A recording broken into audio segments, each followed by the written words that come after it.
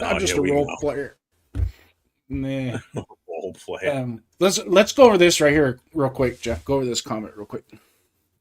So tell me if you agree with this comment. You can't take a running back in the first round and really hope to improve your team. Absolutely agree with it. When do you take a running back with the sixth pick? After you've already got an established front line, Thank you. Thank which you. I call. That's what I was saying when we first started talking about the draft, and everybody started talking about take Genty, take Genty. I'm like, our offensive Yeah. line's not ready for this. Mm-mm. And I would always go back to let's go back to New York Giants and Saquon Barkley. They drafted Saquon Barkley. They weren't ready for a guy of that talent. He wasted years, and that's the problem. The teams draft these running backs too early when their team's not set up for them. Right. They waste those years. Running backs have a very short lifetime in this league. Mm-hmm. And if you waste those early years while you're still trying to develop and build your team, you're taking away the prime of this guy's talent life. Okay. Right. You're making him you're relegating him to by the time your offensive line is ready, he's fallen into the second string running back, or he's a third down option type guy. You're taking him out of that starting running back line because he just doesn't have the gas left in the tank. And look what happened to Saquon. Yeah, he had good seasons while he was there for sure. But when did he really fully excel? When he went to the Eagles, and the Eagles had the offensive line ready. That was their missing piece. Their missing piece to their puzzle last year was a running game. And they spent the money on Saquon Barkley. He came in, rushed for over 2,000 yards, and they win a Super Bowl. This offensive line can't handle a running back of Genty's talent or even Saquon's talent. No running back could run behind this line adequately like Saquon. Like Saquon couldn't come here and save this team. I'm sorry. There's no saving this running game, no matter who's back there, until you fix those front five, or you get those assemblance of those five in the right spots. Obviously we all know JPJ is not the problem. He's been the improvement since he's been put back out there on a regular basis. Colt Miller going down hurt, so now we have to stick with Forsythe. Glaze is not having his best year. He's getting whooped Sophomore left slump. and right. He's having a sophomore slump. He's in a sophomore slump big time. Parham. He's going to get beat probably about 75 to 85% of the time. He's going to get pushed around. Meredith, new position for him. I think he's doing okay. I'm not saying that he sucks, but there's some basic shit, and this is the problem. He's a starting center, and we're still going over basic stuff like where's the play clock? Come on. Every offensive lineman should know where the hell the play clock is, no matter what position you're playing. But the center definitely needs to know where the hell that play clock is. Yeah. That's huge. You're going to snap the ball. You probably need to know when you're going to snap the damn ball, right? Yeah. And you got your quarterback telling you where the play clock is. Yeah. So, what's up, Sam the man? What's going on, man? What's up, Jason Marshall? Man, we got a lot of new people in here today. Donuts Duncan's here. I love it how Jason comes on the show and then Donuts Duncan shows up.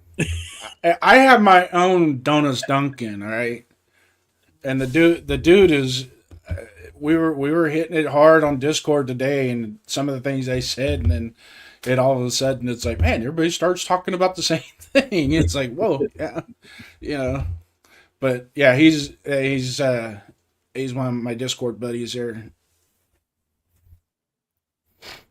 I love speed. Yeah, we know we suck. Trust me. We're not in here saying we're awesome. That. So we'll eliminate the Captain Obvious. we already got a win. We beat the Patriots week 1. So yeah, who is now? They're 3-2 now. Yep. And they beat the Bills last night. Mm-hmm. So I mean, it's a weird magical. It's weird how things happen. I mean, the Chargers lost to the Giants last week, and then the Giants turn around and lose to the Saints. So, I mean, if at all possible, I'm still sticking to 6 wins this year. I might sound a little optimistic, but in reality, to me, that's more of a goal than what's actually going to happen. See, this Six makes points. me laugh. Just tell me you don't watch football or know about football without telling me. This right here. Patriots, wow, that don't count. No, Dude, it they just beat counts. the Bills last night. Okay. That We wouldn't have a shot in the dark of beating the Bills. We beat the Patriots week 1. Okay. And the Patriots just went and beat the Bills in Buffalo, not New England, in fucking Buffalo. mm-hmm. So yeah, tell me that don't count. All right. Who's your team? His team's probably like fucking the Jets or something. Or he's probably one of the few Charger fans we keep picking up. No, no, he could be a Raider fan, but there's a lot of Raider fans too out there that What's up, Willie when the Wayne? when the going gets tough, they jump on that bandwagon of we suck, we suck, we suck, and then they want to tell everybody else. I've known a lot of those Raider fans that are like that. He's an Indy fan. Okay, that's Well, fine. Hey, congratulations to you guys. You guys beat us 40-6. Um, one of my best friends is a Colts fan. He's got it tattooed all over his body and everything. That's fine, but it we is what live it in them is. Peyton Manning days. Yeah. What's Hmm. up, Sway Kodo? He loves speed. That should tell you everything you need to know about this. Oh, this clown. Yeah, yeah. Patriots definitely got better. There's no two ways about it. Yep. If we would have played them this week and they would have smoked our ass, they probably would have beat us Mm-hmm. worse than Indy did. Yep. And see, they've only got one legit running back threat. The Patriots, man, they can hit you with 3 different guys out there. Gabriel went down early; he got hurt. Yeah. You got Ramondre Stevenson, you got Henderson. I mean, they can hit you in so many different levels. And we all know we suck against tight ends. And they've got Hunter Henry, who's one hell of a tight end for that team. Yeah. One So of the things that helped the Patriots a lot last night was Drake May used his mobility to get people open too. That was impressive. I'm glad he did that yesterday and not when we played him. He was breaking the pocket and buying himself some time to get people open. And man, him and Diggs they were locked in last night. yep. They were locked in, both of them. And Sam, you're right. It seems like we do have an old, confused, stubborn head coach right now. It just we still obviously don't know the reason why Pratt was let go. I'm sure that'll come out in another day or two. It's going to be Pratt that's going to say it more than likely. Nah, I don't think you're nah. going to hear it from the team. He's going to come out and give his narrative on this, I'm sure. Because that's going to be the big question. Anybody that interviews him is going to wonder why. Well, how come you got let go? How come they released you in the middle of the season on such a bad season, but yet they don't think they need you in order to improve? Nah. That's going to be a legit question. He's going to have to give his response as to why he thinks he didn't stick around there. Mm-hmm. The number 2 tackler on the team.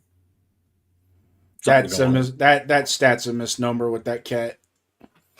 Yeah, but still, it's still something's going on though, too. Well, that's He was a just healthy it. scratch. Didn't even make the trip. He was Yeah. listed as an So I knew inactive. something was up as soon as we got on the plane and he was going to be scratched from the game, healthy scratch. For personal reasons, whatever that might be. I mean, maybe there is something off the field that he's dealing with and the Raiders don't want to mess with it. And they're like, bye bye. What's up, Cat Daddy? So that could be it. I don't know. He did come from Cincinnati. We all know Cincinnati likes to sweep a lot of that stupidity under the rug.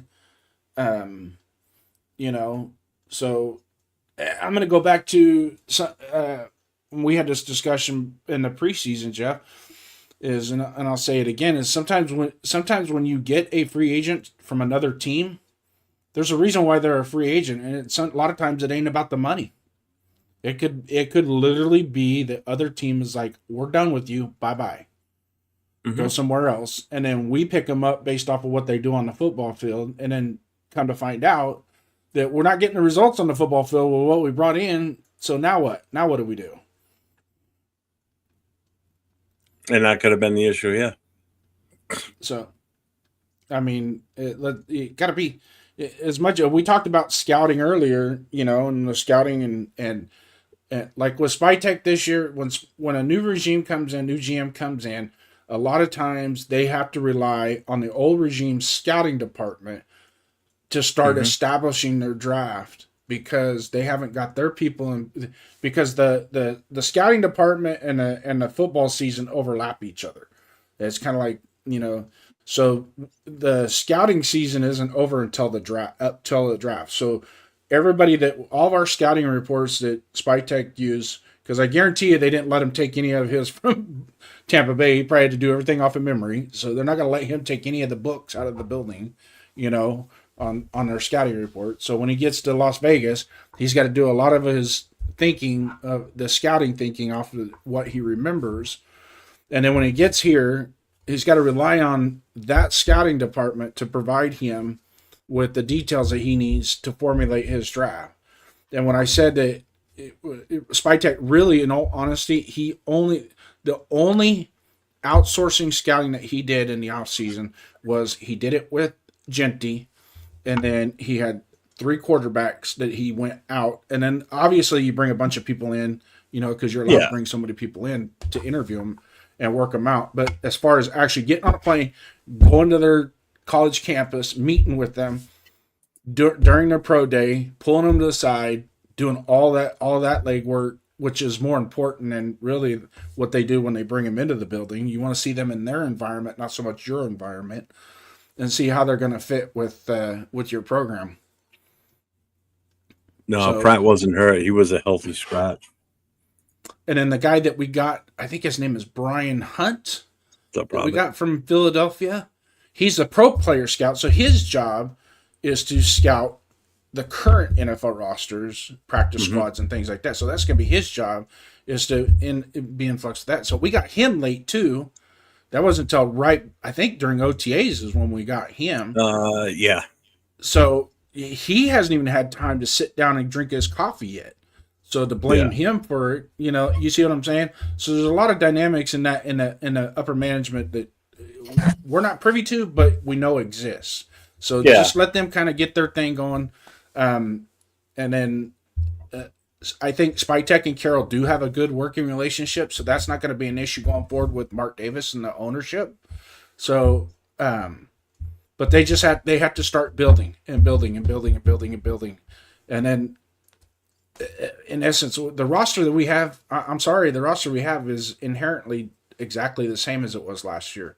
Even though we changed 7 players on the defensive side of the ball, it was all cheap. Bring them in, get somebody in here that we think can play, and then we'll go from there. So no cornerstone. We didn't bring any cornerstone pieces in. No, we went with what we had here as the cornerstones. Yeah, what's up, Robert Davalia? He goes, what a dumpster fire. Yeah. And right now he still won't bench him. Again, like I said, if he benches him, then it's gonna reflect on him as, I fucked up. And that's not what he wants to do. Even though everybody knows that that's not in the best interest of his team going forward right now, not on his performance. He's had one good game, to be honest with you, this season, and he's thrown 9 interceptions now in 5 games. Yeah. What's he on pace for interceptions? He's still going to be on a 30 pace. At least 33 to 36 interceptions at this rate. At least. That's insane. Even if that'll be the most down to ever 1 or 2 season. a game. So we got how many games we got left? We got 12 more games left. 11, 12 games. 12. Yeah, we got 12 more games, and even if he throws at 1.5 per, that's going to be another. That's going to be 26, 27 interceptions. That's insane. I don't think that's him cutting it down to 1.5 game. I don't think we've ever had a quarterback throw that many for this team. Yeah. Didn't Carr hit 22 at one point? I thought. Yeah, I'd have to go look back and look at Mark Wilson's stats too, because in '86, oh my God, Mark Wilson, he was delivering. He was delivering better than the post office. I think the post office was actually going to hire him. I was yelling at the TV, "Where's AOC?" I mean, in all honesty, would AOC have played just as bad as Gino? Who knows? I can't put a pulse on that one, to be honest with you. AOC has the same issue that Geno Smith is having right now. Geno Smith is staring down his receivers. That's why we're all, this guy's open over, this guy's, for example, Did yesterday. you see the one with Betch running down the middle of the field? Yep. Yep. Untouched. Nobody at Yep. least 15 yards of him. No. So the interception that got returned back, that one to Dante Thornton. If you watch that play, they're man on the outside, right? Yeah. And all of a sudden, as he's sitting back, he already knows that he's going to throw to the underneath route. The outside cornerback already knows he's going to throw the underneath route. Comes right off of the outside receiver, and as you watch the ball, as it's in, you can pause it while it's in the air. That had Geno just waited a split second, maybe pump fake to the underneath route, let that guy drive on it, and then hit down the sideline. That guy would have hit his head on the goalpost with the football. So I mean, it's clear as day. Even though you're watching on a television side, 805, I'm sure will find that play in the when he does his all 22s, and he'll know exactly what I'm talking about. Is that these guys, all the telltales? I keep hearing this. All the telltales the Raiders are doing. The Raiders are constantly doing telltales, and the other teams are just like, they're going out there going, everything we saw on film, they're doing. So what's there to change? It's from the special teams blocking to the defense to the, even with Genty, how Genty's running. We ran a power lead. I haven't seen him run a power lead all season. They ran a power lead yesterday with Mostert on lead, right? And you go back to that play. You see Mostert turn the corner, and there's nobody there, but Genty turned it up inside the tackle. Had he just stayed outside following Mostert and stayed outside hip with Mostert, once again, he would have probably ran into the tunnel just like Bo Jackson. Yeah, I must have missed that one. I didn't see that at all. Did you watch? You were in the chat last night during 805 show, right? During the War Room for a show? For a little bit. Did you hear what he said last night about the Babameyer, the long snapper? Oh, his telltales? Yep. 805 said he watched that specifically first yesterday when he started looking at, just rough look at the film. Yeah, he did it again. He did it again yesterday. Yeah. Which is part of the reason why AJ Cole got his punt blocked and why he got hurt. Yep. So you can blame him on that one. That's I'd be like, dude, you just got a punt to hurt, Yeah. To the point where he damn near got him killed. Yeah, nearly got him killed. Yeah, where he couldn't kick the rest of the game, but he was at least still healthy enough to go out there and hold the ball for field goals and shit. Yeah. Yeah. That would have been a felony in 49 other states the way that guy hit that punter. Yeah. It was just, I don't know, man. There's no quick fix, obviously. There's absolutely no quick fix. There's nothing that we're going to sit here and say, oh, we'll put this guy in instead and we'll be fine. Nope, not happening. Not in this team. Not right now. We don't have the firepower as a backup to spark any type of change. The closest you could possibly get is just reinventing that whole left side and put the two rookies in. And what do you got to lose? They should have both. All right, here's how this should have gone yesterday. If we didn't score after the halftime, like in that early third quarter, if we didn't score, then I'm sorry. We're already down so much. Geno's already having a bad game. We can't do anything on offense. Take Geno out of the game. Let him sit at this point. Give Pickett and use this in your press conference. We wanted to get Pickett some game time action with our first stringers. Okay, people would buy that, and they wouldn't second guess it more than likely. They wouldn't be like, oh, Geno's done now. No, if he came out and said that, then it makes sense because the game's so far out of control. We were down by almost 30 points at that point. We weren't going to win. We don't have the ability to come back from that, not with this roster. Put Pickett in there. And at the same time, if you're going to put Pickett out there, put the two rookie offensive linemen out there, unless they were inactive. I don't know if they were or not. I know last week they were both inactive. I think Grant was active. Rogers wasn't. All right. Then whichever one's there and active, put him out there. Give them the play time in a garbage situation because we're not looking to hit home runs and score points like crazy here. We're looking to just get some play time under their belt in an actual NFL game situation against first stringers on their defense, which at that point I think they had already started swapping out some of their defensive guys too. Mm-hmm. Because they were so far ahead at that point. There was nothing that we were going to do that was going to. Yeah. We couldn't even probably beat their second stringers the way we looked yesterday. No, that was just such an inept, awful display of football that I think I've seen in a long freaking time. Yeah. Long time. Last time I saw us lose that bad, that sticks in my head, was when we came and played in New York in 2009, and Jamarcus Russell was our quarterback, and we lost 44-7 to the Giants. I was at that game. Yeah. The only touchdown we scored was right in front of me in the end zone I was sitting in. Yeah. Other than that, we didn't do shit the rest of that game. It was a horrible, horrible game, and this reminded me so much of that game. Would it be sacrilegious for me to say, and I hate to say this, because I think Geno Smith is actually a pretty nice guy, resurrected his career. What he did in Seattle was impressive, not going to lie. But what we're seeing right now, really, and honestly, and I'm going to say it, and I don't know if anybody else has said this in Raider Nation, this really is Jamarcus Russell 2.0. I thought you were going to say something else.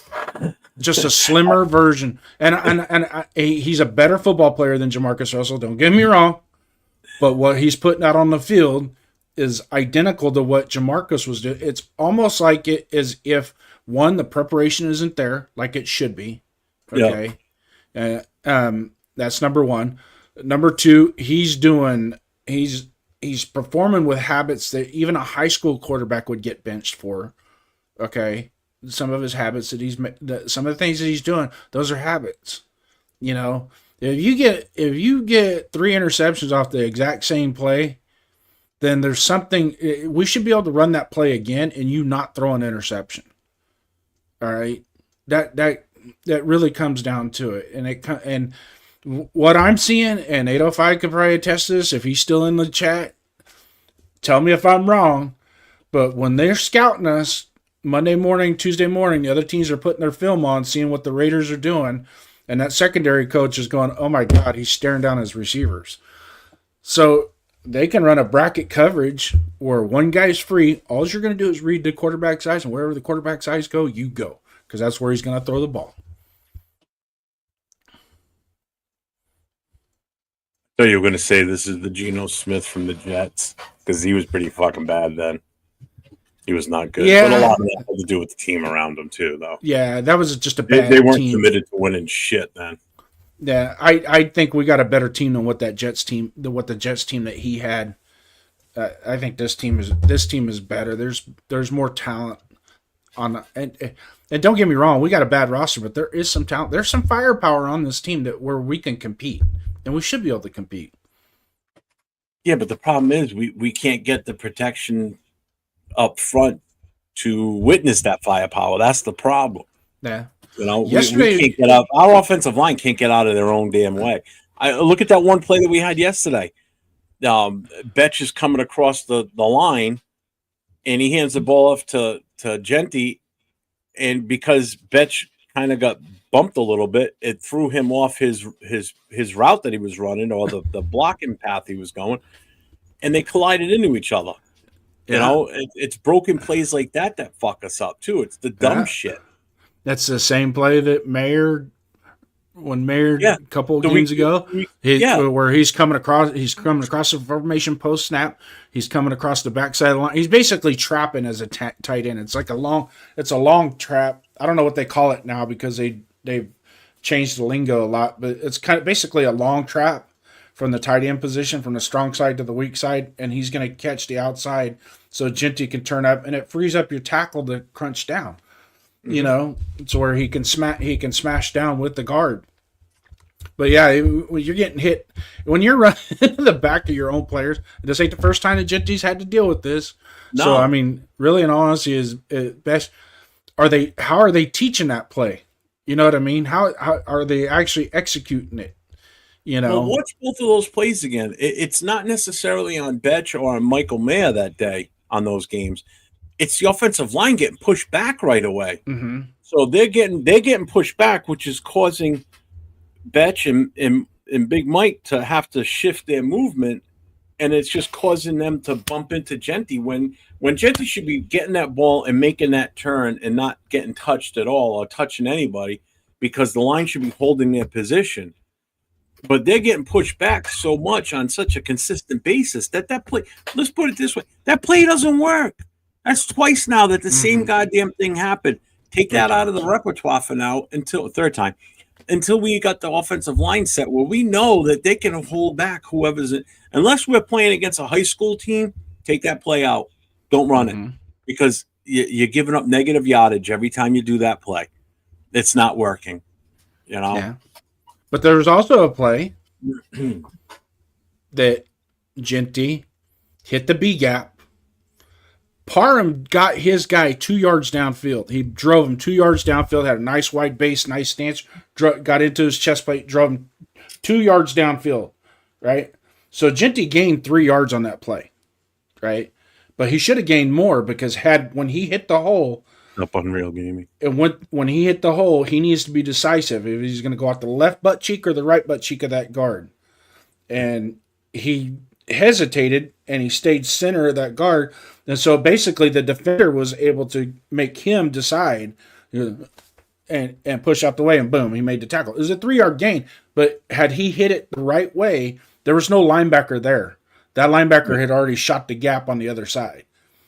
There was no line, because they were guessing on a run blitz, and had he set that, made a step in and then went out, he could have got that defensive player to go in like this, which gives Parham the advantage to continue the drive this way, and then he's on the outside and he's running and he's hitting his head on the goalpost. What's up, Money Chuck? Because Jeff and Jason yesterday was a Charlie Brown type of sadness. Coaching, personnel, scheme, and all three. I mean, it was a big wah, wah, wah. It's big time. It was just horrible. Yeah, Ian, we broke that about half hour or so. But yeah, thank you. I appreciate that. Welcome to the channel. Make sure everybody taps in with that. Hit that thumbs up. Hit the subscribe. Hit the notification. I'm 4-1 Raider Jeff. Gentleman next to me is Jason, Raiders First Downs. Make sure you get over to his channel. His channel's up and running. He's streaming right now too. And my original co-host today was Chris for Raiders, but he had to leave. He had a dentist appointment today, so Jason popped in. I'm just a pinch hitter. The three of us do our Saturday. Yeah, he's a filler. The three of us do a show together on Saturday nights called The Last Call Podcast. Myself, cool, Chris, Kev, what's up, buddy?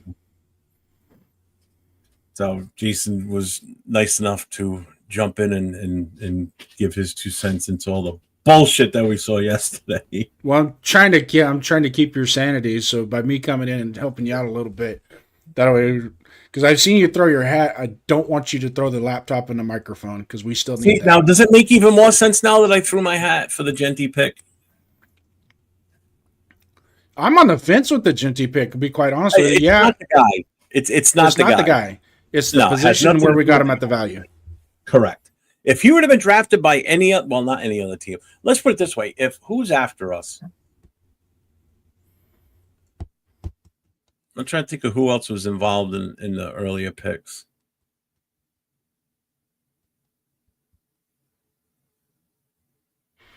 Let's put it this way: if another team, like let's say the Buffalo Bills, moved up and traded with us to take that number 6 and took Genty, and they didn't have Cook already, and they moved up and they drafted Genty at number 6. Guess what? They're going to the fucking Super Bowl with that kid, because they got an offensive line. You got the snowplow up there with Dawkins, probably one of the best offensive linemen in the league right now. I would take him in a hot beat. Anybody watched that game last night? That dude is huge, and man, he can move, and he's a powerhouse. Yep. Those are the type of guys we need on this team. Yep. And those are the type of guys we don't have on this team. Yep. If somebody like Buffalo would have drafted him, or even if the Eagles didn't have Saquon in this past draft, they drafted him, another team that would take that team to a Super Bowl, because now they have that running back. Those are teams that were ready for a player like Genty. I don't have a problem with Genty as a player and as his ability. I think the kid is absolutely amazing.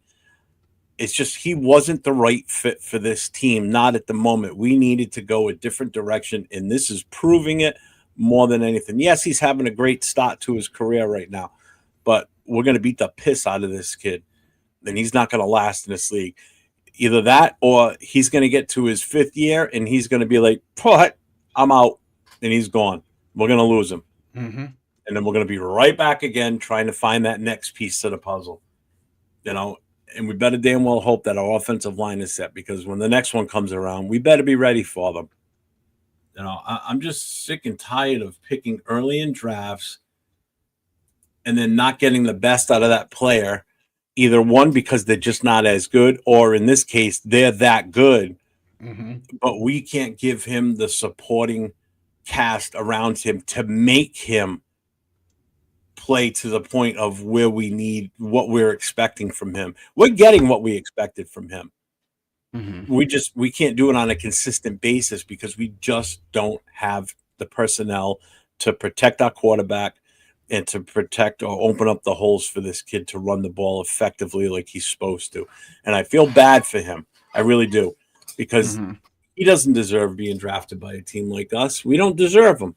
We don't. And anybody that wants to argue with me and disagree with me, go for it. I don't care. But I will stand on my soapbox with that one. We don't deserve to have the talent of this kid. We're not doing him any justice right now. Nope. And that's defending him. Yeah. I'm defending the kid big time. Yep. And I know Money Chuck was a big Genty kid and everything. And I hope he understands. I'm not shitting on Genty. I like the kid. I give the kid all the power in the all the kudos in the world for sticking to it with us right now with what the shit we're putting him out there with. I'd be pissed. I'm a rookie. I'm going to keep my mouth shut, but I'd be pissed. Yep. I'd be absolutely disgusted. But also too, let's go to the second round. We moved back twice in the second round, correct? Yeah, another bonehead pick. Okay. Well, we picked Jack Besh at 58. Tate Ratledge was taken at 57. Tate Ratledge is just mauling people in Detroit right now. Granted, he's playing next to Penei Sewell, which I would look like a badass playing next to that guy. Which Penei Sewell, I think, and I'm going to say, that's the best offensive lineman in the NFL.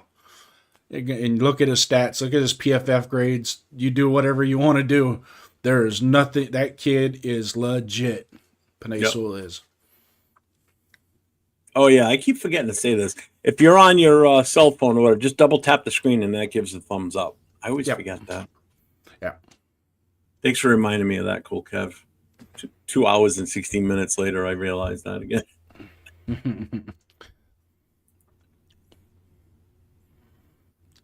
No, I mean, Genty, I'm not saying Genty. See, Money Chuck agree with me. I'm not saying Genty was a bad pick. He was a good pick, but not for us.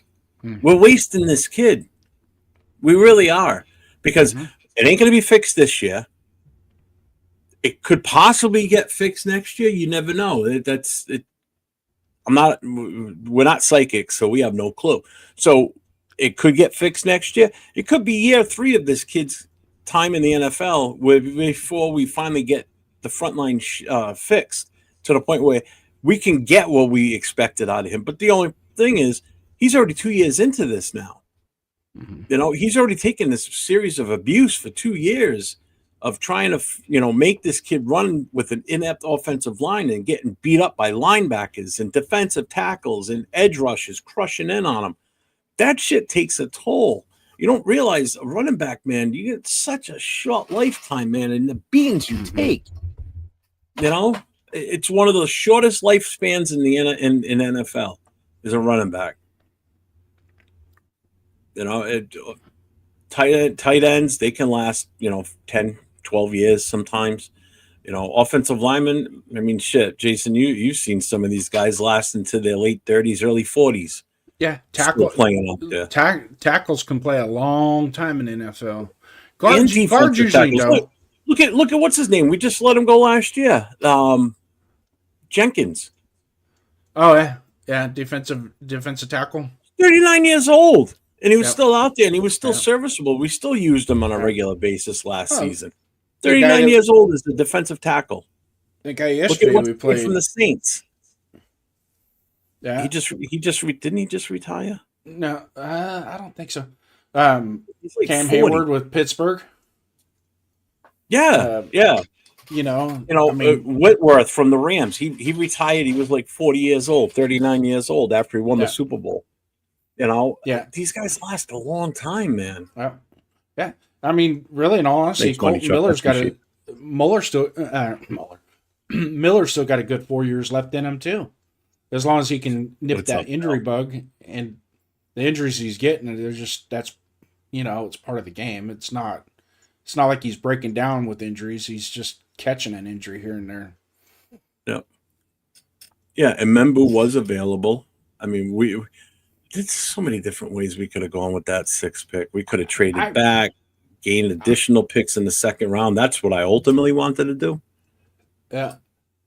That's it. I wanted Tate Ratledge. I really wanted at 37 when we had the 37th pick. I was like, we need to take Tate Ratledge there. It's either him or Xavier Watts for the safety from Notre Dame, because those guys they're battle tested. Tate Ratledge. The knock on him was he lacked the ability to pick up the twist stunts. Is what the knock. Well, guess what? That's coach. You can coach that. What you can't coach is what's in his chest, and that's his heart and desire to knock somebody the hell out, and that's what he does. He just is like, okay, I missed my assignment on the first block. Let me go find somebody and knock the hell out of them. I'd much rather have that than you standing around waiting for the running back to get up off the ground to help him up. Because it seems like there for a while, that's all our offensive line was good at. It was helping the running back up off the ground or the quarterback. It's just I just don't know what's needed to fix this, and to switch quarterbacks. Is that the answer? Maybe, maybe not. Again, I mean, I'm going to be blue in the face. I keep saying this all the time. We needed to start in the trenches, and it all does start in the trenches, believe it or not. Some people go to the grave saying that. And I'm saying that right now still, that we needed to address. That was our glaring weakness. Everybody's like, oh, no, it was quarterback. No, not necessarily. Because you could have had pretty much any type of quarterback back there. If you can give him protection, he'll be serviceable. We can't protect worth the shit right now. It's that bad on the offensive line. And some people just don't see the big picture and realize that, yeah, it is that bad. It's horrible. I can't remember an offensive line that's been as bad as this. Do you?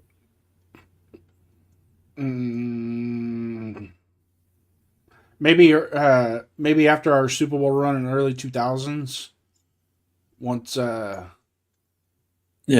Robbins was gone, and then we had about a 3-4 year run there that we were piecemealing our offensive line together. Yeah. Every game. I think there was one year there was only 16 games in a season at the time, but we had like 35 different offensive line combinations that year. That might have been Art Shell's 2-14 sweetness year that he had. It's just so bad. But I'll be quite honest with you, Jeff. I really truly think the offensive line is really, really, in all honesty, one piece away. One piece. I think Miller, JPJ, and Meredith. Yeah. Glaze has shown us that he can do it, because Glaze his failures isn't because of his physicality. It's just the nuances of the game and little techniques and that stuff. That's coachable stuff. But Parham is, now don't get me wrong, his last 2 games he's been good. Well, I'm not going to jump on his back. I don't want to jump on his back. But if you take the totality of him for the last 3.5 years, what's the number one knock on him is he lacks the physicality to make that off to make his side of the line a sweet spot for the running back, or even in pass protection. Yeah. So that was, that's what Robert Gallery, when we drafted Robert Gallery, that was The first time I saw him in a uniform, I had season tickets at the time. I saw him in uniform. I go, man, he's like two different people. You see him from the front, he looks like this Zeus, this god, right? Yeah. Then when you turn around, he looks like Roseanne Barr in a bikini, man. He got no ass.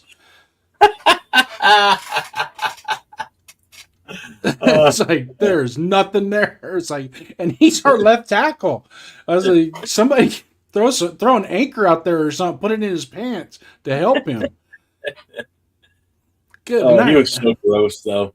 He was just such a nasty looking dude. He was just disgusting. Yeah. So Money Chuck says, go ahead. Yeah. He said, with the 6th pick, we took best player available. Always a good idea to do so and address the need. We had Becton and Jenkins a free agent and didn't use our second on an O-line. Picking Genty was good, but not doing the rest. Exactly. Thank you. If we would have taken him and then the game plan was to go offensive line, mm-hmm. I would have been happy. We didn't go offensive line until the 4th round, right? 3rd round for them too? 3rd round. We took 98, 99 pick where Rodgers and one comes from a small school and the other one comes from obviously from a bigger school, but they weren't high on anybody's list either. Mm-hmm. I knew of Caleb Rogers. I didn't know of Grant, mm-hmm. but it just seems like were those the right moves at that point when we could have done something so different instead of taking Betch at number 2? Yep. There was still, like you just said, there was still guys out there. Rutledge, one of them, or Rutledge, or whatever. Rutledge. But we just didn't address it the way we should have, knowing that we've already got this talent of this running back that we drafted in the 1st round. Mm-hmm. Knowing what we already have for an offensive line and how it was already Swiss cheese between Parham and Meredith and Mumford and everybody else that we had. Mm-hmm. And we did nothing to solidify that. We went status quo, added a guy named Kappa who's coming off his worst, the worst career year he could have ever had. Statistically, the worst right guard in NFL last year. And we brought him in and we thought that he was going to be able to be a positive. And then we bring in another bum from Seattle in Forsyth and think, all right, well, if we've got a backup now for Miller while we're waiting for Grant to get ready. Those aren't the type of pieces those are the type of pieces you bring in when you have depth and you've got a solidified offensive line. Mm-hmm. And you're just bringing guys in that you think could be serviceable here and there. Those aren't the type of guys you bring in when you're still trying to put out a legit offensive line for your prize rookie possession that you just drafted in the 1st round at number 6 overall, expecting to do great things with him when you're not putting something out in front of him that's going to allow him to do that. Yeah. And that's where we drop. One of my pet peeves when drafting offensive linemen is where they're coming from. What college are they coming from will tell you a lot about who they are when they're going to be in the trenches. And I mean, just watch Monday Night Football and how they have they had the player introductions or they bring the player up. He goes, "I'm Joe Smith, University of Utah." Watch the offensive line and the type of schools that they come from, and I'm just going to name a few here. I'm not even going to give you names, but I'm going to name some schools and these are the top 10 offensive linemen in the 2026 draft. Okay, these are top. I'm just going to name schools. I'm not going to name players, but these are the top 10, and 2 of these I've already watched. I've watched them play live. Not film study, but watch them live. And they are all that in a bag of chips. So they're going to be top 25 picks in the draft. And these are things that I hate to, we're in week 5, week 6, and I'm talking about the draft. But you know what? You ain't giving us nothing else, Raiders, to talk about. So what the fuck? No, we're just talking about bullshit, bad stuff, and nothing. Yeah. So let me just give you some schools. And these are top 12. And I'm going to go from 12 on up. Just the schools: Auburn, Penn State, Florida, Texas, Utah, Auburn, Oregon, Florida, Iowa, Utah, Alabama, Miami. That's from 12 to 1 on the rankings of the potential draftees next year. So did you hear some of that stuff that I laid out? How many times? We got Auburn twice, Florida twice. Yep. We got Utah twice, and the top guy in Utah, he's a bad mofo. There is no ifs, ands, or buts about it, and he's fast, quick, nimble, and strong as an ox. Now these are what, left tackle? No, these are just linemen. Just linemen. Okay. I'm just naming the school. These are just the top 12 linemen. They could be tackles. They could be guards. I'm just naming the schools because I want people to kind of get the idea of where I come from when you're starting to draft. Another school, there's two other schools I'll throw out there that are really good to draft from. Wisconsin and Boston College. Because they are fortified with their offensive line coach. These are schools that their offensive line coach has been there longer than the head coaches and any other coach. They're just consistent. And that tells you something right there. A head coach comes in and doesn't get rid of their offensive line coach. That's a big deal. That is a really big deal because it's proven through the years, no matter who's been here as a head coach, that this guy gets the job done. You don't want to let him go because they produce. Boston College has always had decent offensive linemen. Yeah, they've been. Everybody thinks Boston College more for like hockey and everything, but I'll tell you what, they got a pretty damn good football school. I mean, fucking Doug Flutie, granted that goes back many years, but still, they still can bring in the talent in Boston College. Yeah, I like Money Chuck here. I never really thought about that, Money Chuck, as if we would have done it that way. But had we done that, and how many moves is that really? I mean, we signed one free agent, we dropped one kid in the second round, and then put JPJ at center, okay? And because if you're telling me JPJ is not playing center because he's not getting the calls right, then what the hell is Meredith doing? He can't even find a damn play clock. Yeah. Okay. So you're going to tell, and he or he's pulling on on a 4th and 1, and they're stacking the A gap with defensive linemen, and you're going to pull. Come on. Who's covering your block? If you're pulling, who's covering your block? Because the other two guys have already got guys lined up coming in the A gap. What's up, Super Omni? You have a zero block. That is your responsibility, the zero block. Everybody's zero block. There's a guy in front of you, you block him. Why are you pulling? And then when he pulled, the funny part about it is, when he pulled, he looked like a naked woman trying to jump in a closet. He was hiding behind the other lineman like, whoa! Like, dude, what the fuck, man? You got Jim, Robert Gallery looking like Roseanne Barr from the backside. It's just who I am. It's just who I make an analogy. I could take a stupid incident and give you an analogy, and people go, that makes sense. Yeah, it does. It's Super Omnicron. I'm sure there's something going on. We haven't heard yet as to why he got released. Pete Carroll basically just came out and said we're going in a different direction. To me, that doesn't answer shit. That's just a way to cover it up. No. What's up, Colts House? Welcome to the show. Make sure everybody hits the double tap the screen for the thumbs up, hit the like, hit the subscribe, hit the notification. I'm 401 Raider Jeff. My original co-host was Chris 4 Raiders. He had a dentist appointment, so he had to leave. So Mr. Jason Downs came in, and it's Raiders First Downs is his channel. We're 2 out of the 3, along with Chris. The 3 of us do our Saturday night Last Call podcast. So he figured he'd come in and help out and add his 2 cents to what's going on. So Colts House says, play AOC, fire the DC, boost your O-line, get Tucker the ball much more, get corner help, better scheme. You need a number 1 target wide receiver. Draft don't matter. It's your front office. Cheers. Jesus Christ. So basically, we just need a whole new team based on all the info he's just said, right? It's not wrong, though. Call me crazy with the draft that D lineman from Miami. You're crazy. We need an O-line. Actually, stop, Jeff. Stop. That cat is bad. I know who you're talking about. That Baines kid. He makes. Miami's got a good defense. You take him out of Miami's defense right now, and they're average at best. You put him in. Oh my God. He is that. He's Jalen Carter. He definitely is Jalen Carter.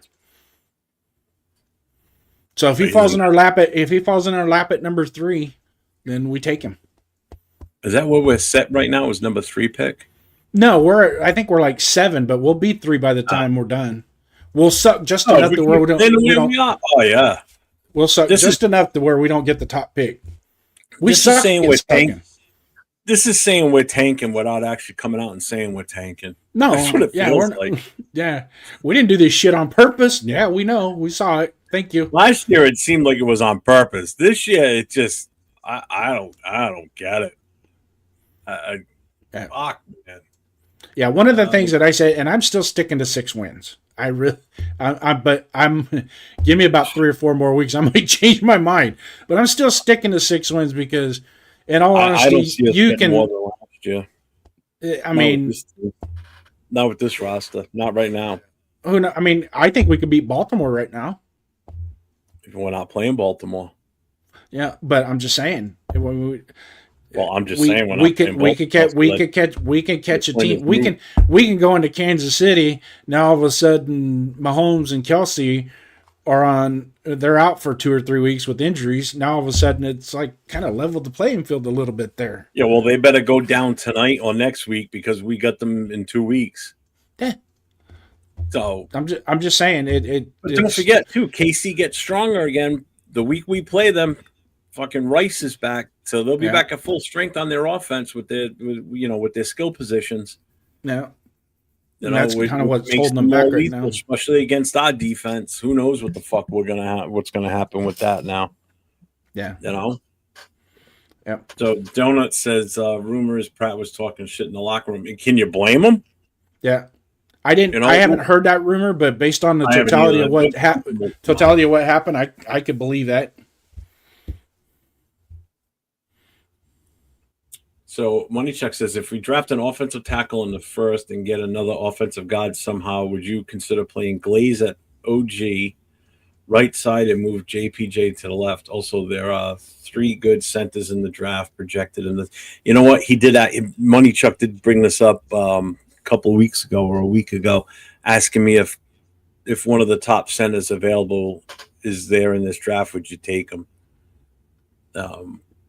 I'm almost positive it was him that asked that question like maybe a week ago. And I can't remember what the hell I said because I don't want to go against what I said last time. I don't remember what I had answered him. Yeah, one of the first conversations me and you ever had person to person was in the same realm as what Moneychuck's talking about right now, is when we had JPJ at center. If we went into the draft and the best center in the draft was lights out, but he can't play guard, he's only good at center, do you draft him and move JPJ to guard? Because now you're taking the best of both worlds and putting them together. Mm-hmm. You know what I mean? Instead of limiting yourself. And that's the thing. I mean, I like versatility. Like JPJ, we're lucky JPJ can play. Was a guard before he moved to center his senior year. So he's got that versatility where he can play guard and he can play center. And he's played both at the collegiate level and at the pro level now. But when you're drafting a guy that's just one-dimensional and only can play center and hasn't played any other position, that could be kind of a risky move. You know, that's you better make sure that this guy's 100% legit. This is where the scouting team needs to do their due diligence, because if you're going to take a flyer on that guy, especially if it ends up being a first-round pick, you better make sure he's like the next great in the long line of tremendous centers we've had through the years. You know, the Ottos, the Mosbars, you know, shit like that. Yeah, the Dolbys. You got to make sure that all this shit is legit before we go and invest in drafting a center only, and that's all the guy can play. It's funny. We only had 2 centers in the first 20 years of our existence. Yeah. Otto and Dolby. Yep. Yeah, and then Mosbar was after that. Yeah, and Mosbar would have probably played another 3 or 4 years if it wasn't for that freak eye accident, which I don't think was an accident. I think they did that on purpose. You know, and then we scored again when before Barrett Robbins had his meltdown. You know, I mean, he was that next guy that was going to be, you know, long-term center for us. You know, And Rodney Hudson, I think Rodney Hudson was a he was good center. Too. Yeah. You know, he just wasn't here long enough to be, kind of lumped into that group. Yeah. Even Barrett Robbins wasn't here that long, but he did come back after after the meltdown, but he was just never the same. Yeah. I can't even remember the guy's name that took over for him. Adam True. That's it, True. That poor bastard. That's the guy I feel bad for the most in that Super Bowl, to be honest with you. Yeah. It's like you wake up that morning thinking, you're starting. What? You're starting. You get the coach knocking on the door. By the way, you're starting today. What? Yeah, we found Barrett Robbins in Tijuana last night, blown out of his mind. He doesn't know where the hell he is. He thinks the game's already over and that we won, so he's in Tijuana celebrating. So, you're starting tonight. What? Yeah. Granted, it's next man up, but goddamn, you haven't practiced with the first team all week long. But you're playing tonight against Warren Sapp and everybody else on that defense. Have fun. You'll be fine. Yeah, don't worry about that. Don't worry about it. Yeah. I'm not blaming him for the loss. I'm still blaming Callahan because he's a fucking idiot. Yeah. That's 100% all on him. So, that was a setup, man. I'm telling you. That was. It seemed like it was totally scripted, wasn't it? Oh my God, yeah.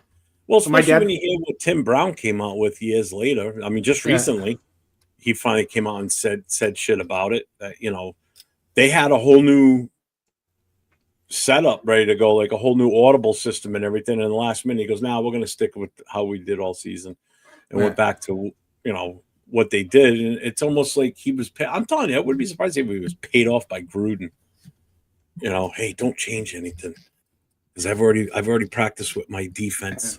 And then there's rumors that Callahan and Gruden went to dinner a couple nights before and blah, blah, blah. And I mean, not that there's anything wrong with that. I mean, they were coaches together. I mean, I don't have a problem with that. But and then the result of how the game went, that's where it gets a little hokey.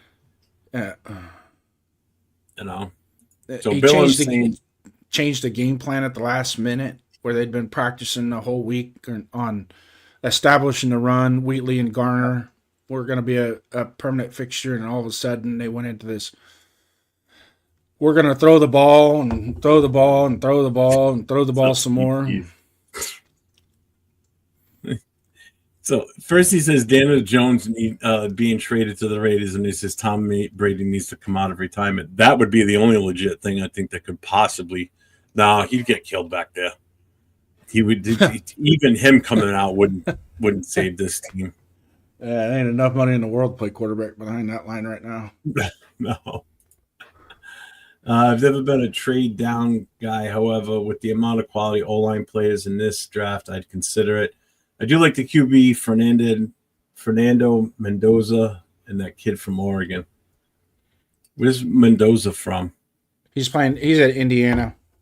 Indiana. Yeah, he's lighting it up right now. Is he? Yeah, he has 0 interceptions so far this year, and it's just he's working it. So, he's got a good coach. The coach that they have, I believe he came from Georgia, and then went to Indiana. I want to say that.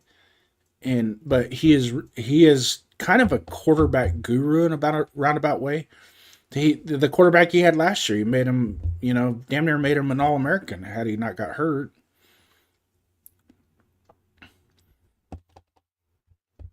Oh, Indiana and Oregon both play each other this week. That's right. So that's shit. Ooh. Yeah, and in that game, there's an offensive lineman on Oregon and an offensive lineman on Indiana too. Anybody in Raider Nation, if you got anything going on Saturday, you ain't got anything going on Saturday, watch that game, and then it'll kind of emphasize what I'm talking about with some of these guys. That it's all about these. Some of these college programs are just definite with their offensive line.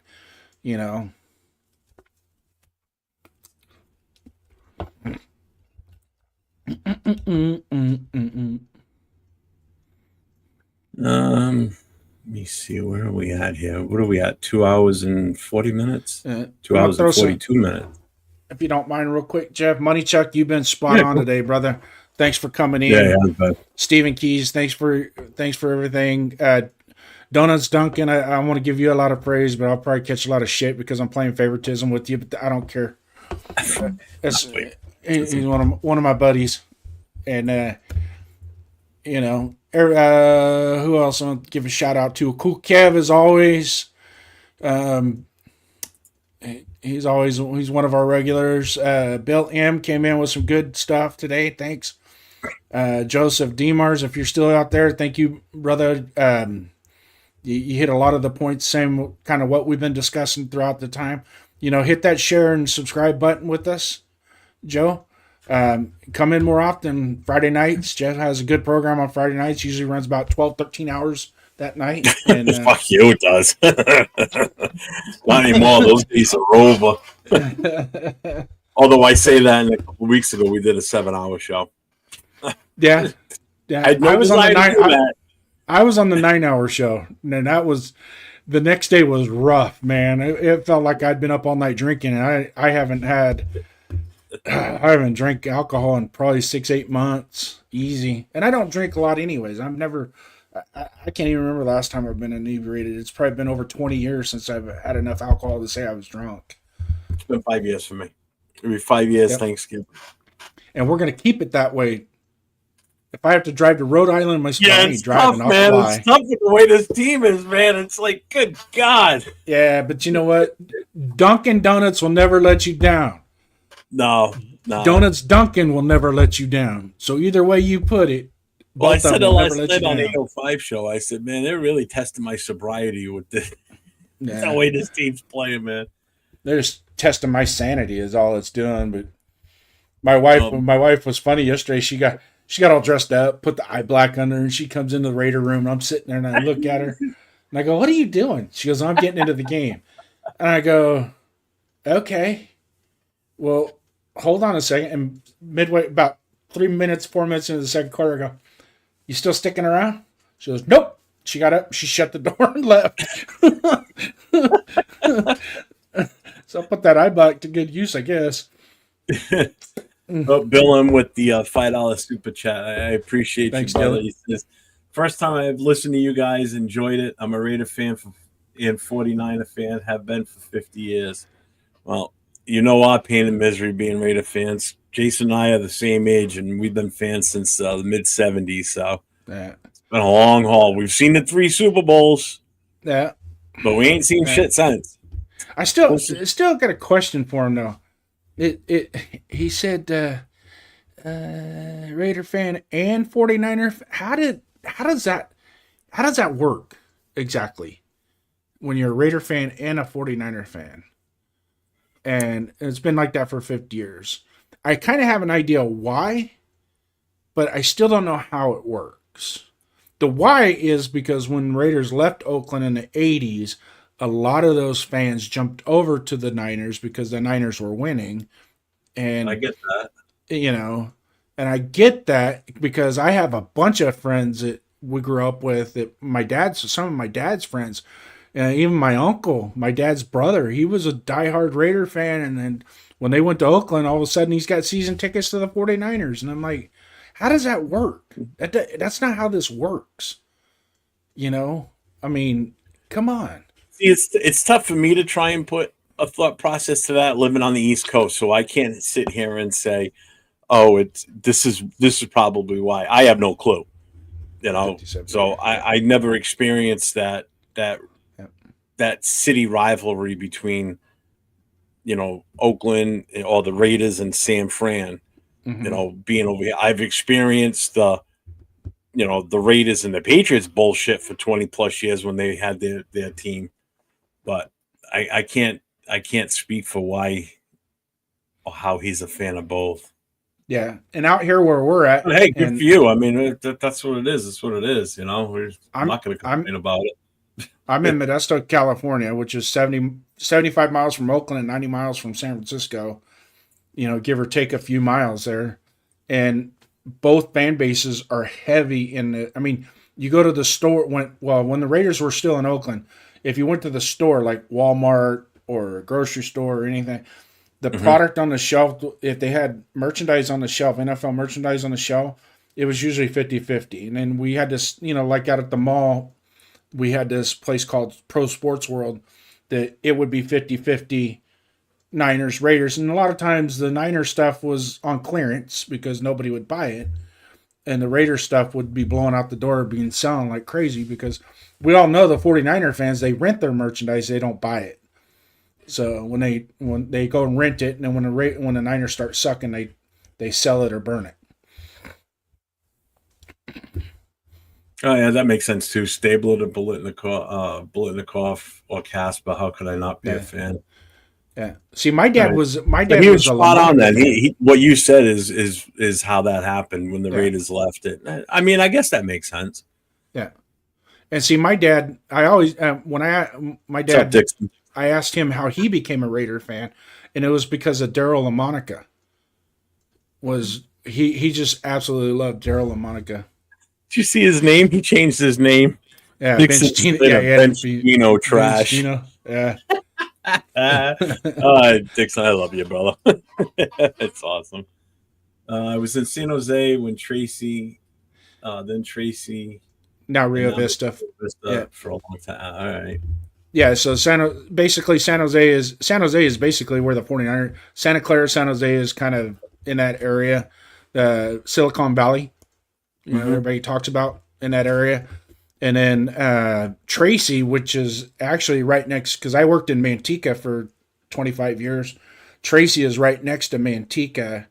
And if you go from the Central Valley to the Bay Area, you go what's called the Altamont Pass. And the Altamont Pass goes right through Tracy, is right at the doorstep at Tracy. And then you go over the hill to get into the Bay Area, which starts out Dublin, Pleasanton, Dublin, Livermore, Dublin, Pleasanton, and so on and so forth. Castro Valley. So, where are we at here? Yeah, I guess you were upset yesterday. Let's see. Donuts. I live in Oakdale. Money Chuck, I grew up south of Buffalo, and my dad had season tickets since 1974. First game against the Raiders, I became a fan. Good shit, man. Yep. Is he a Raiders San Fran fan? Is he an A's Padres fan also? Yeah. Tracy's youth football team is the Tracy Raiders. Oh, really? Yep. Yeah. I lived in Fresno, Modesto, and Elk Grove, and had a PSL. Oh, nice. Yep. Well, we're almost at 3 hours. I'm ready to call it. Sounds good. Man, that was one hell of a show we've had here today. God damn. A lot of people in. I mean, at one time, 80 people. I mean, we got to get those likes. We hit 100. We hit 100 in the chat at one point, believe it or not. Right on. It was up to 100 combined between that, Facebook, Twitter. Yeah, we were jamming there. Yeah. And if I could just add on Jeff's behalf, we did it. This is a Raiders. Obviously, this is a Raiders podcast. We're very passionate about our Raiders. If you're a fan of another team and want to come in here and talk football, you're more than welcome. But when you start talking crap or being stupid and just being stupid, I'm just talking being stupid. Talking crap. Yeah, nobody's done that today. Everybody was good to me. Yeah, everybody was good today. But every once in a while we get somebody that, might be a Chargers fan or something, and they want to come in here and just spew a bunch of and start to make it personal. Then we're gonna cut you. And we got some really good mods in this on our team. They will actually, especially Bueno. Bueno will actually even before you open your mouth. He'll snipe you from the back. He won't even say anything. He'll just go to the channel and he'll just snipe you if you fuck up. And then he'll cross his arms and wink at you as you're rolling off stage. Money Chuck, I appreciate that, man. That's a great compliment, man. We both appreciate that, and so does Chris too. So, again, I've always since I've been doing this and evolved into how I do the shows that I partake in or help run, I always count heavily on getting the chat involved because it's not my show. It's not the guys that are on the channel doing this stuff too. It's the chat's channel. It's the chat show. I want everybody involved. I want to hear what everybody has to say, and then we can dispute it. We can discuss it. We can talk about it, and that's just the way it goes. And I just find that such a more entertaining show for for fans to come in and pay attention to or get involved in it. That's where I always wanted to take this, and I think I've accomplished that, and I want to continue to go that way, where the chat gets heavily involved and we work off of what the chat says. I very seldom have any type of like a scripted plan to go unless I'm doing a heavy like one-on, like if I'm doing an interview, that's different. But when it's like these forums like this, I had something set up and I didn't even stick with it because the chat was just so hot and heavy and just going at it, and we just were talking back and forth. So, but if anybody ever has any aspirations to start a YouTube channel and you've never been on camera before, Friday night's perfect time. Chris and myself, we do the Friday Night Live open mic show where anybody that wants to come in after about a half hour or so, we'll put the link up, people to come in on camera and chat it up with us. Put your voice to it instead of just typing. Let your voice be heard. You can articulate a lot more as far as how you want to present your information or your thought process. Jason comes in with us a lot on Friday nights, so we usually have a pretty full panel. So we can hold up to 10 people in here. So it's usually a fun night. I look forward to Friday nights. Yeah, it gets going. We get some good content creators. Some of the other content creators that come in, 805 Gravy. Some of those guys, they come in here and expand some of their knowledge with us as well. So this franchise, Jeff, kudos to you. The 401 Jeff Raider, 401 Raider Jeff franchise is really starting to take effect. And hey, maybe one day we can make what's his name at Chat Sports quit, and we'll take it over. Wouldn't that be nice, huh? Wouldn't that be nice? And we don't do this now about this whole franchise thing. Well, you got a franchise because look at what you got. So why don't you tell the audience exactly what you got going on for the rest of the week? I don't want to. Okay, well, that's on you. Nah. So Jeff this week will be doing on Wednesday nights. He has the Black Hole Raider podcast. Nope, that's Tuesdays. Or Tuesday, excuse me. Want me to do it? Do I do it right? No, I'll screw it up. You want me to do it? I'll screw it up. No. I got it. Fuck, man, we're like Abbott and Costello up here. So tomorrow night, Tuesday night, it's usually at 10 o'clock p.m. Eastern time, 7 o'clock Pacific. I'm not guaranteed on the time yet, but it will definitely be tomorrow night because we have a Black Hole chapter president's meeting at 9 o'clock. So I don't know what time we'll be done with that, but we will be on tomorrow night. It's myself, it's Leo, otherwise known as Cheeto Linus, James from the Black Hole military chapter, and Raider Will, Silver and Black podcast. We will be on tomorrow night for the most notorious podcast. And then Wednesday night's the Raider Connection. It's myself, it's Leo, and it's Jay from Just Raiders Baby and LV Raider 10. And then Thursday nights, it's myself and Nate, LV Raider 10, doing the Raiders Coast to Coast. And then, as you know, about Friday night. So, and then Saturday, it's myself, Christopher Raiders, and this gentleman sitting next to me right here, Jason, for the Raiders Last Call podcast on Saturday nights. We do a preview of the game that's going to be coming up. We won't really talk about this past shit show game. It'll be more of, we did a new format Saturday night, and I think it went really well, and everybody was kind of into it. So I got the same setup that I'm going to do next week too, where I pose the questions or information to Chris and Jason, and they present their takes on everything, and we go through it. And we get the chat involved too, because we ask the chat for who they think is going to be the MVP, who they think is going to be the most unvaluable player, and your score prediction, and if whether it's a win or loss for us. So we definitely get the chat involved on that one on Saturday nights too. We were pretty spot on this week. I missed the score by a Yeah. lot, but we were pretty I spot missed on. the score by a ton, but I'm not giving up. I'm still going 30-21 this week too. This I'm week? already put it out there. I'm going 30-21 Raiders over Titans. No, I'm going 13-10 over the Titans. Oh God. I see Donuts not gonna like it because the new format on Saturday is cool. Jeff needs to stay within the boundaries of his questions. Yeah, too. That's my fault. Sometimes I answer a question, I just keep going and going and going. Jeff's gonna go, stop. That's the next question. Well, you started doing it Saturday night. I'm like, we'll get to that. Don't. That's why I was calling you Jason Jumping Head instead of Johnny Jumping Head. Yeah, Johnny Jump Around. That's me. We're gonna play Jelly Roll. Jelly Roll. You know what I haven't done yet today? And I'm going to do it right now, and I don't care. It still counts. Raiders.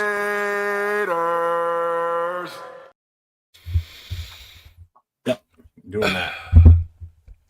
Let's see. I know I missed a couple here. I've never been a trade. Oh, that's right. You already went through that one. Oh, what happened, man? I scrolled way the hell back by accident. My bad. Hang on, guys. Hang on. What the hell did I do? Scrolled all the way back to the top somehow.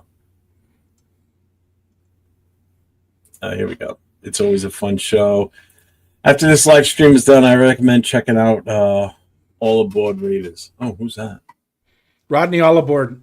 He's a really good content creator. Been following him for a long time. Part of our Discord that we're in is his Discord account that we get in there and chop it up on his Discord account. So I've sent a link to him, trying to get him to come on a Friday night. But he's also one of those guys. Sometimes he likes to just do things solo. He's not really into being in a rock band, but more of a solo artist, and there's nothing wrong with that. And he does really good stuff. So if anybody gets a chance, that's All Aboard Raider. He's doing more YouTube stuff. He was on Patreon, but yeah, get out there and hit him up. He does a really good job.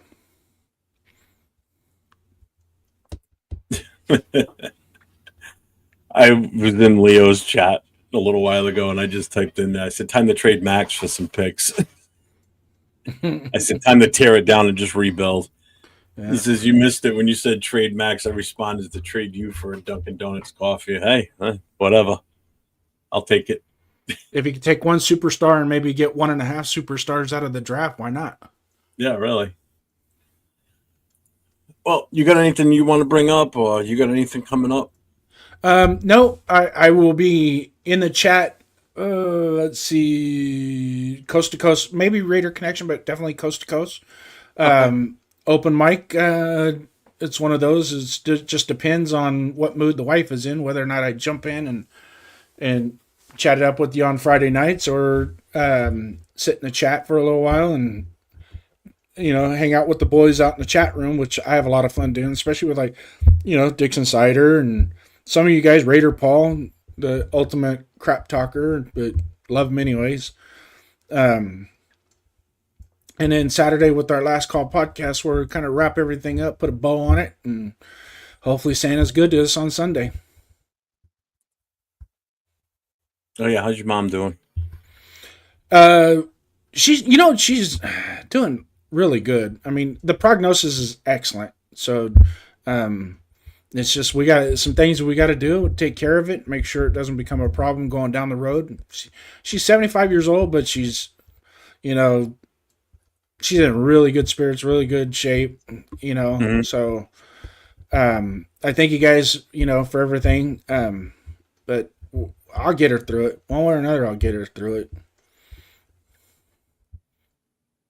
it. Trade Myers for whatever we can get. Jesus. Why are you cussing at me, Raider Paul? Come on, man. What a dick. Starting to act like Piano Man. Oh, don't bring that name up. I'm going to use it. That's like a cuss word now, huh? He was douchebagging it this morning big time, man. Good Lord. On what? There was one of the podcasts this morning. Was it this morning or last night? Was he All bringing my right. name up again? Yeah, he brought my name up, and I had to tell him keep my name out of your fucking mouth. Um, That's what I said to him yesterday because he was calling me. yeah, He was yeah, blatantly just telling everybody that I'm a yeah, racist.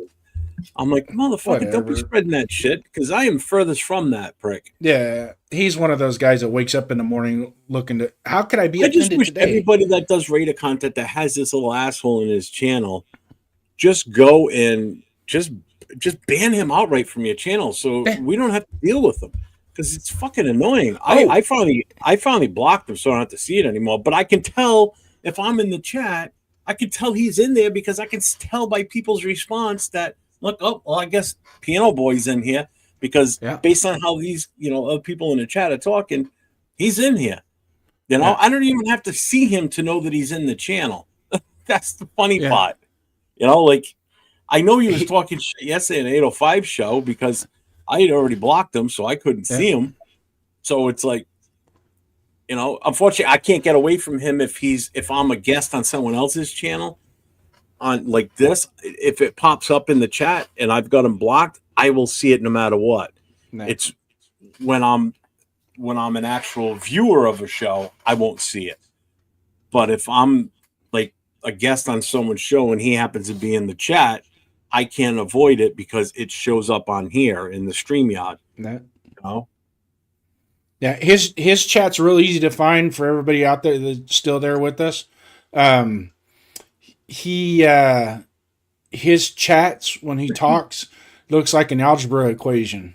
It's all over the freaking map. You got to read it backwards to forwards in order to understand, even kind of get somewhat a comprehension of what he's trying to say. So, and then he starts to make stuff a little personal, which is fine. You want to get personal. You want to be a troll. You want to be one of those guys that plays around on Xbox and trolls people, and that's fine because I can fire back just as much. So, Yeah.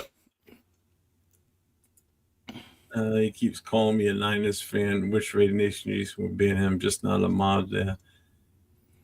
Yeah, he goes on Dustin's a lot. I see that too. yeah, But you know what?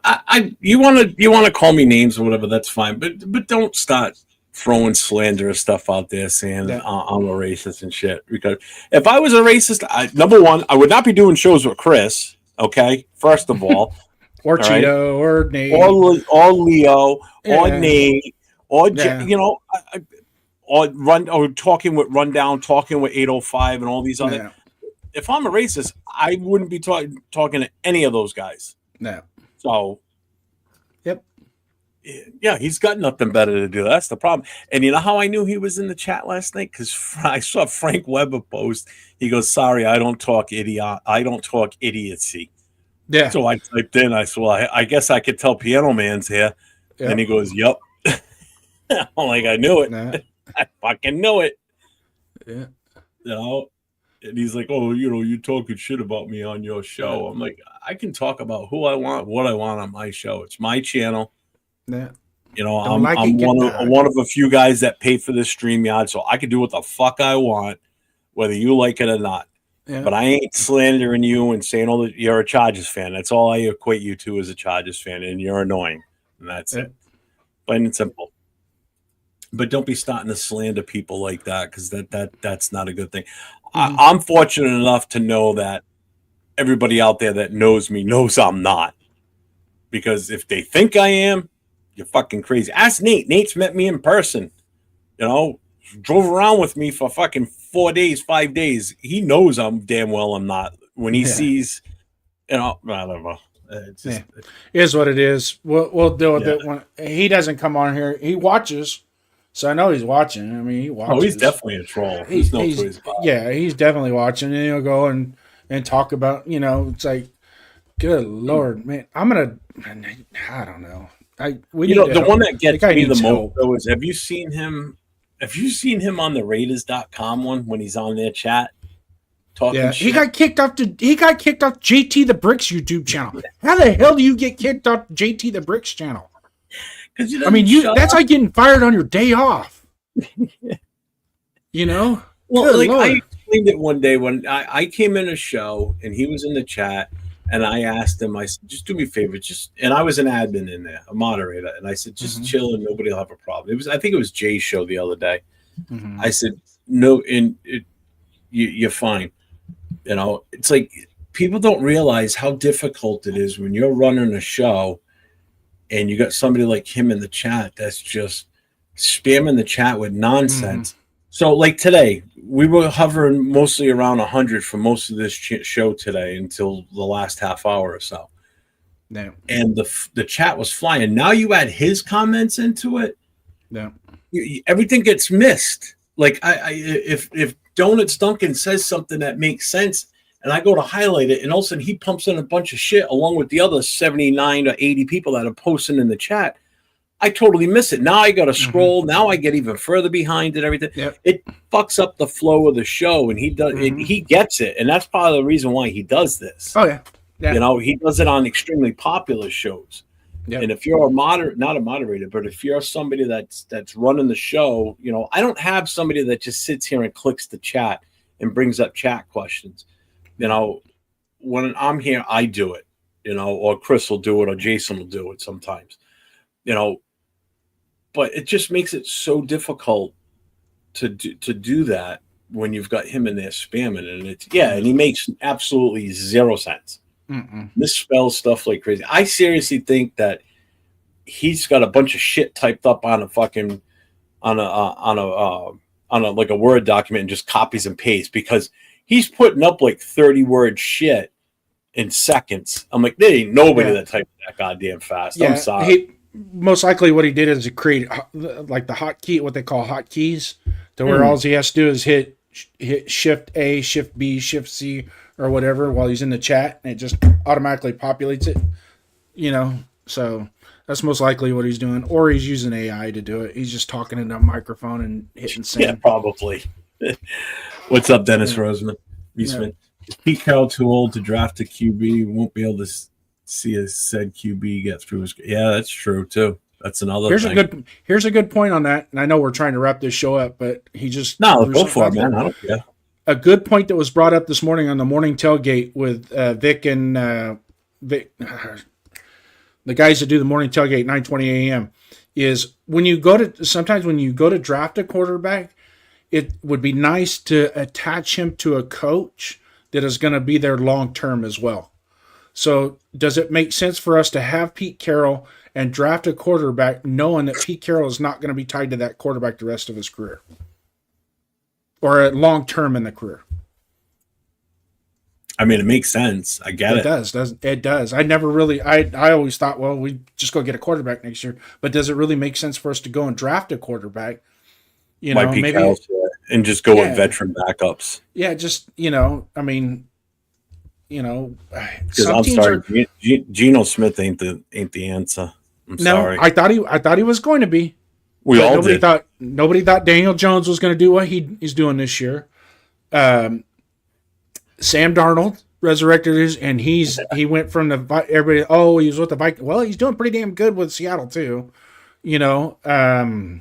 Justin Fields ain't doing too bad. He's still not He doesn't. Again, look where he is, though. That's the problem. He's doing what he can to make that team successful, but it takes more than what he can provide for that team. He's not hurting the team, but I think they just need a little bit more.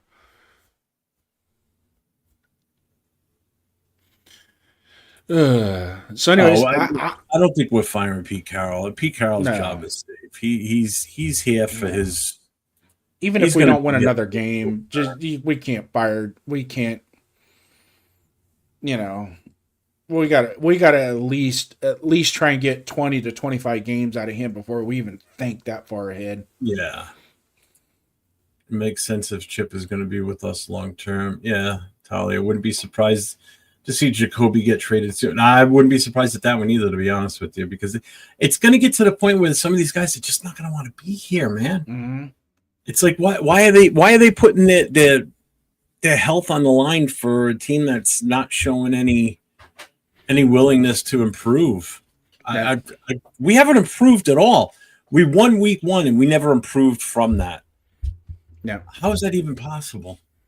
Yeah. Make that make sense. You win your first game on the road, okay, against a team that kind of matched up evenly with you in shitty ass weather, and you can't improve from that. Yeah. You can't get another win. And it's not just the fact that we won, how we won, because we haven't played like that since. No, I don't even think. I mean, I don't we think played a decent game that day. Not superstar game, Yeah. but it wasn't. It was good. Yeah. I just. Yeah, and But that's the other anyways. thing. You keep changing coaches. That's not good. You can't build a culture when you flip flopping coaches every 2 or 3 years. It's just not happening. Yeah, and culture is not built in 5 games either. It's not even the culture. In all honesty, it's the continuity. You're constantly having this regurgitation of coaches and players, and you got no continuity. There's no consistency. There's the culture, but each coach brings their own type of culture. That's the thing. So the culture is always going to change. We don't have that Raider Mystique culture anymore. It's not there. At least not yet. It's not there. You cannot sit there as a legit Raider fan that's been fans for a long time, sit there and say that the Raider culture is strong right now. It's not. Yeah. It's not. You don't have anybody with that tenacity and that fierceness right now, other than JPJ and maybe Max. But how long is that going to last for Max? Yeah. How long is he going to want to be sticking around and dealing with this year in and year out, not putting players around him to help out, not doing what we need to do to improve the offense where it takes the pressure off the defense? Because, again, the defense was on the field a shit ton this weekend. It shouldn't be like that. Yep. That's the other major issue that nobody's really talked about, is how much the defense is getting beat up because they're always on the goddamn field. Yep.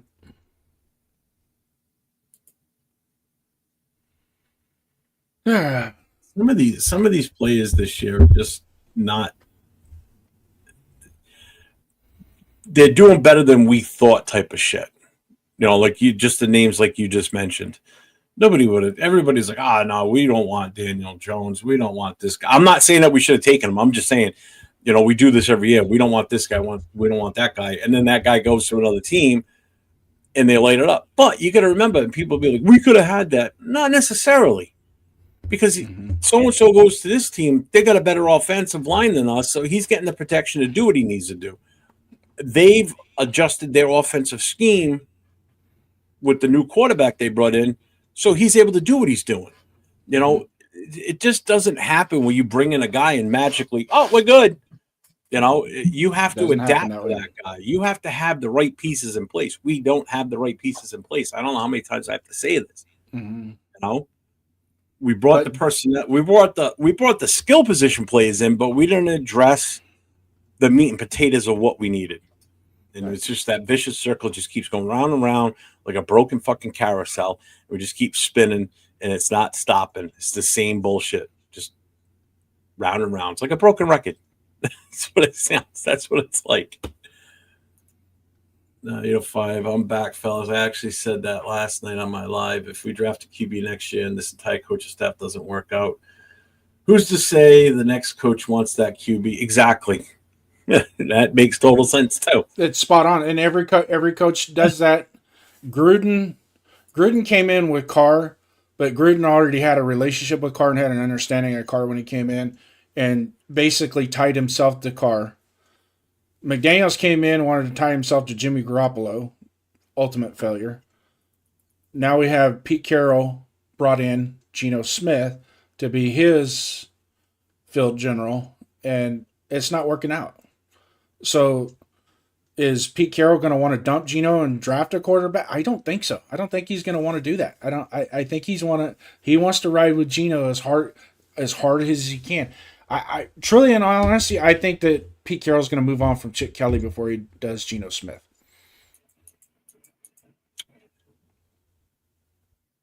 Based on 805's statement and the one that was made earlier on, I don't think a quarterback should be. We should not be drafting a franchise quarterback until we move on from from Pete Carroll.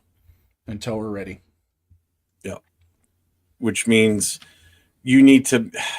It's unfortunate that we're going to be stuck in the mud still with going with veteran QBs, or we just get lucky and one that we draft is good, and even a later one. Like, just I'm throwing a name out there, people. Like, say Cam Miller, for some reason, just out of nowhere, it just clicks with him, and he just becomes what we're hoping, and he's that guy. But then you got to also hope that whoever comes in after Carroll's gone, or whoever comes in as the OC, can work with him based on that system that OC and that head coach collaborate on, to put forth for this offense going forward. And it works with that QB, which is why 805 said what he said. If we draft a franchise quarterback, or, the future of this team, and Pete Carroll leaves and the new coaches, he brings in his own new staff, if they don't want to work with that QB, now what? You've seen it happen in the past. With not with us, but with other teams too. You've seen it happen. I mean, it did happen with us. Derek Carr was here. Like you literally just said this. I don't know why I'm repeating it, but it's that same situation. So a different quarterback comes in, but it wasn't the future franchise, because Garoppolo was no spring chicken. He's an older quarterback. Yeah, only way that would make sense is if Chip Kelly becomes the next head coach and he chooses a QB. That would make sense. Yep. Does Pete step down and hand the reins over? Is there something in the contract as to why they're paying Chip Kelly so much money? Is it already worded in a contract that we don't know about, that he's the heir apparent to take over? Just like the Patriots did with Bill Belichick and Jared Mayo. There was a contract written that if Bill Belichick left, Jared Mayo took over the coach of the team, which then allowed them to kind of circumvent the Rooney Rule. Could that kind of be the same thing here, where that it's already down in writing that he takes over if Pete Carroll does step down before his time is up? Who knows? Pete Carroll could finally say, you know what, I am too old for this, and I got to leave. There's nothing saying that that's not going to happen this year. It could. I wouldn't be surprised if that's what it comes down to, because maybe the game has actually possibly passed him by at this point. Maybe it has. Maybe he's. I think Pete's also smart enough and savvy enough to know that maybe at the conclusion of this season, he goes, you know what, who's to say he doesn't? I truly think he's the type of guy that would step away knowing that he's done everything he can as a head coach, and it's time to ride off into the sunset and enjoy life and lavish it at his past and be proud of what he's done as a coach in football. Yeah. I have to agree also with Cool Kev. Chip Kelly is, I hope that is not the game plan, is to bring Chip Kelly in as the head coach as a replacement. I truly think that that's a big mistake. And I don't think Chip Kelly really wants to be a head coach again. I think he's pretty content on being a coordinator from here on out. And because his joy is just calling plays. That's what he gets. That's what his interpersonal relationships and how he deals with people. He sucks at it. He can't grab the concept. And I think and you go back and you listen to the LaShawn McCoys and things like that. Some of these players, when you bring them in, you got to know their background. You got to know where they come from. You got to know, the pieces and the nuances of how every day they live, and if he only knows between the lines in football, especially NFL football, and he only knows in between the lines and he can't step outside the lines and figure it out, then it's going to be a failure anyways. So you got to be able to know those nuances and, and bring the right people in that fit. And I don't think Chip Kelly is. I don't think he can do it. I don't think he could be a head coach. What's up, Ricky? What's up, Jeff? This team is his ass cheeks. Might as well see what Kenny has. The most favorite player on every team is the backup quarterback. Hot shit, man. You ready for this? Huh? Wow, I got to figure out what to do. I got to do something for this. I am 2 subscribers away from 2,000. Oh. Uh-oh. Holy fuck. Nah. I didn't think I was going to jump up that fast to 2,000. As of yesterday, I was like 40 away. Oh, yeah. shit. I was at 100. I think I'm down to 12 now. You're down to 12? Pissed too many people off, I guess. I don't know. Oh, it's Piano Man. He's doing it for you. Yeah. Damn.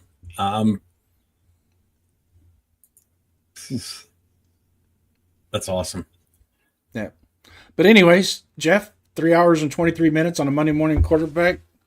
Yeah. We ain't even got to Friday yet, brother. You know, it's just there was just so much frustration with yesterday's game, and the chat was just on fire today, and letting everybody. You know what? This was like a good vent session too. I think for everybody too. So which was good. So I'm actually loving this Monday morning quarterback show. I really love this new. It's a good time. It's a good time to hit it up. It's when it's still everything's raw still from the day before. Whether a win or a lose, everything is still raw going into Monday morning. And that's why a lot of your radio stations, back in the day, our content came from radio, sports talk radio, right? Oh, yeah. Sports talk radio on Monday, the Rich Eisen show on Monday morning is the best. And then after that, it's like, nails on a chalkboard. But it's usually Monday morning is the best time because it's still fresh and raw. So. Holy fuck! You just hit 2,000? 2001. Okay. Well, could I have the price that you were going to give out? Wow. No. No, I said wow. Damn.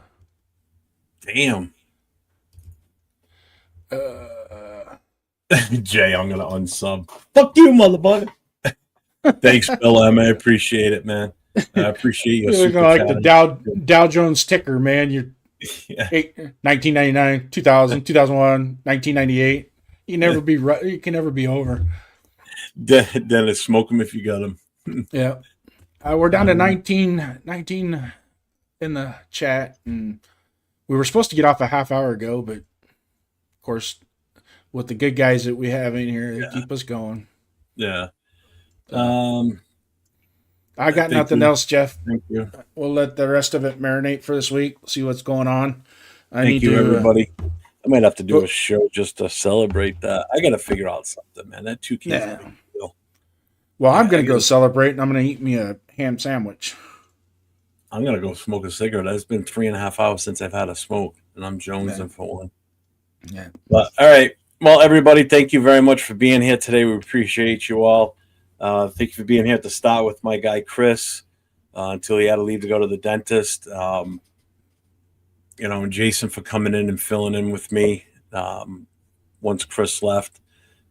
As always, Jason, I love sharing the screen with you too. You know that. That's why I like our Saturday night show, the three of us, because it's good banter back and forth, and we're going to stick with that same format that we used on this past Saturday night because I think it worked very well and everybody seemed to be happy with it. So, and as I always say, stay safe and go Raiders.